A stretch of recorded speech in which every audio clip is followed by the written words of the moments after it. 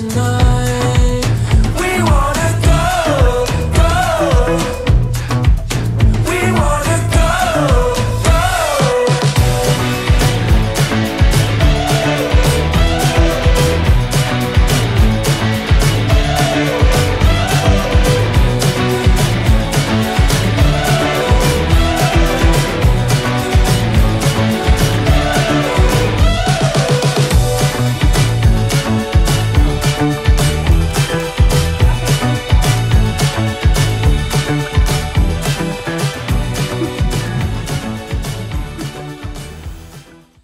Hello. I just realized as I was editing part 3 that I actually hadn't wrapped up the challenge, and so here we are. It's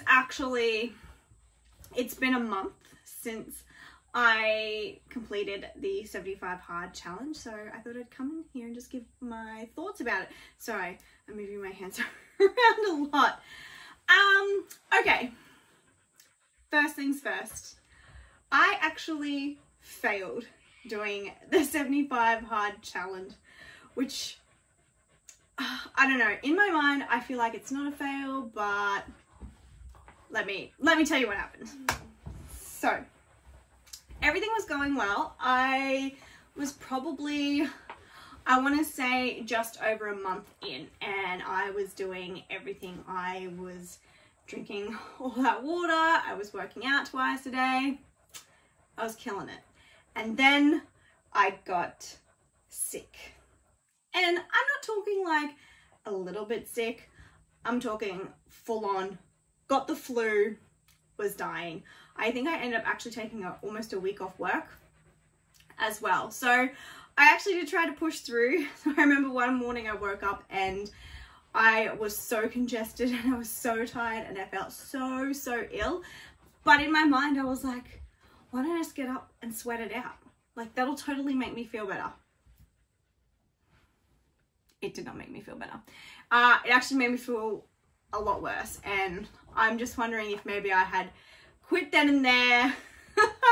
I would have got better sooner, but anyway, I didn't. So I got the flu, so there was a solid 4 days where I did not work out at all. So right there, that's technically a fail. But as I was reading the rules, there's nothing in there about what do you do when you get sick. I'm sorry if you can hear panting. My dog is panting in the background. Anyway, and so there was that. I failed that. But anyway, and then once I got over the flu, I got back on the bandwagon. I didn't start from day one. I just picked up where I left off and kept going. And honestly, I did really well. I kept up with all of the rules until probably, like, I want to say 3 or 4 days before, like, the 75 days were up. And there was a day where I had just had a really big day and I didn't do my second workout. So it is what it is.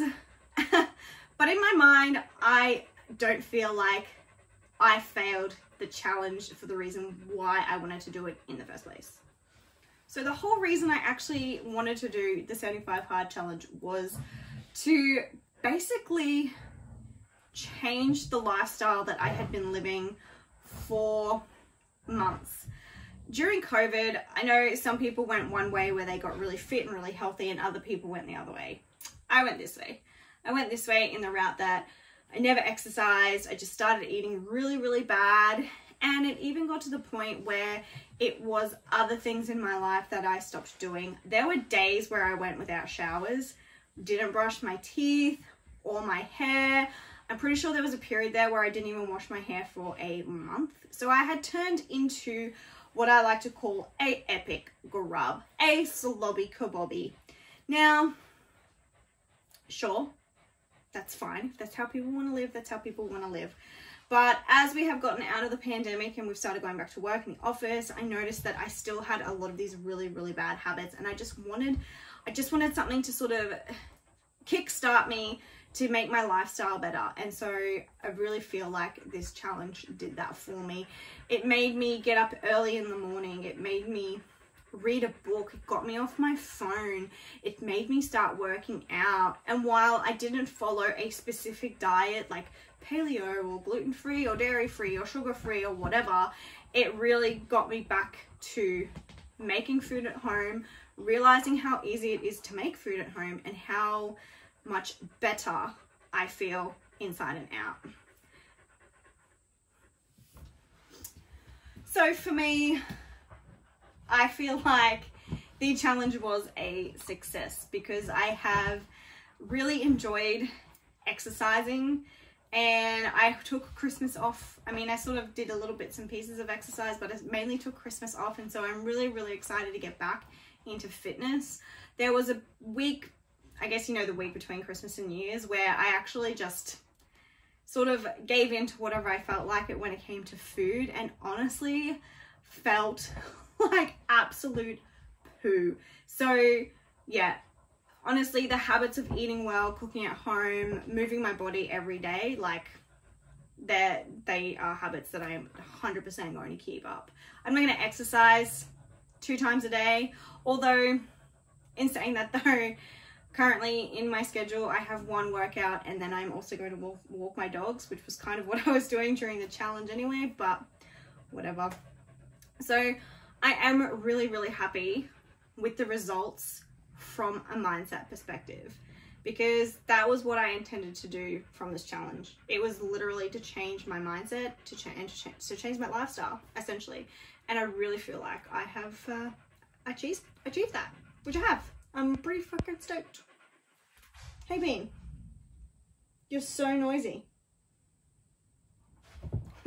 From a stats perspective, because everyone loves stats, everyone likes to see a actual, like, what's it called, measurement of success. So when I started the challenge, I weighed in at 80 kilos, and my goal, I actually had a goal to lose 10 kilos by Christmas, and that was just not, that didn't really include the challenge. It was just something that I was like, by Christmas I want to be 10 kilos lighter. And I wasn't, but I was also okay with that. I did manage to lose 7.8 kilos during the challenge, and I wrapped it up, I think it was like a week and a half before Christmas. So I was actually almost 8 kilos down by Christmas Day, which is a huge achievement. So I'm definitely not disappointed that I didn't get to the 10. I am just so stoked that I actually lost any weight at all, because I have been so unhealthy for so long, and I've always been a person that says, oh yeah, I'm going to start working out, and I might work out for 2 days, and then that's it. And then I don't lose weight and I get upset. So the fact that I have an actual physical change is really cool. I also read 8 books in total, which is awesome, because I am a person who buys so many books, but then I never read them. So I'm really, really happy that I read that many. Obviously I was reading more than 10 pages a day. I was pretty much reading maybe 2 or 3 chapters a day because I just enjoyed it. I scheduled an hour every morning to read, and that is a habit I am still doing to this day. So even a month later, I am still reading every day, and I absolutely love it. I have added fiction books though into the mix. So I do read a fiction book, and then I read a non-fiction book, so I'm swapping between the 2. So reading is definitely something that I have so enjoyed in my lifestyle and in one of my daily habits as well. So that is 100% staying. Water, oh my god, 4.5 liters of water a day is insane and so hard to do. So no, I will not be drinking 4.5 liters or a gallon of water every single day. I will drink 2 to 3. I feel like that is a very easy, healthy, maintainable amount of water for a person to consume. Okay, if you've heard noise in the background, oh, this is why. Can you stop? Oh, anyway. So a couple of other things that were part of the challenge that, I mean, I'm definitely not going to be taking progress photos every day. That was actually something I stopped doing quite earlier on in the challenge. It was an epic F-bomb. It just was so discouraging and so disheartening. And even at the end, when I did my last weigh-in and I could see that I lost like 8 kilos, almost 8 kilos is a huge amount of weight to lose. Those photos to me looked exactly the same from day one. Like, I could really not spot a difference. I'm just very, very lucky that I have amazing people in my life that were like, no, you can see a physical change in your body. So I actually stopped doing those photos because they just put me in a really bad mental headspace. So if progress photos work for you, awesome. They don't for me. So there's definitely not something that I will use or continue doing. Look, maybe on down the track I might feel differently, but right now, definitely not. Alcohol. So I actually drank 0 alcohol through the entire challenge. That was one rule that I 100% succeeded at. So yay me. However, I wasn't a big drinker to begin with, so that was kind of an easy one to do. Another rule I set in place for myself, which wasn't part of the 75 hard challenge, but a rule I imposed on myself, was to go social media free. No TikTok, no Instagram, no Facebook for 75 days. And I'm so happy that I didn't go on them for 75 days. Like, that was a huge achievement because I was waking up every single morning and the first thing that I would do would be grab my phone and get on Instagram.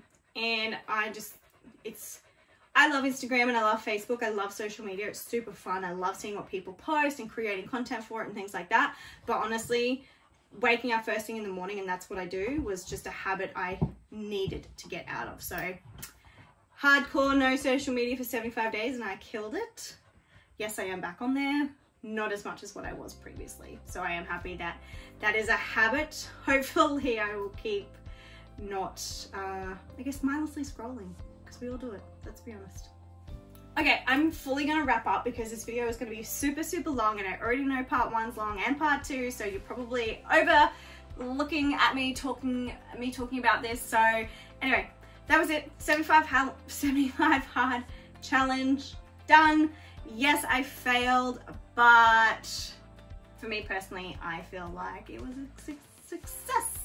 So yeah, if you want to do the challenge, I would actually recommend it. I would 100% use it as a tool to restart some new habits, kick some old ones. I think it was really fun. I am actually going to try it again this year, probably around maybe April, May. We'll see how we go, but I do want to try it again and actually like fully smash it and 100% stick to the rules and get 100% on all rules in the challenge. But this time around I didn't, and I'm okay with that because I feel really good.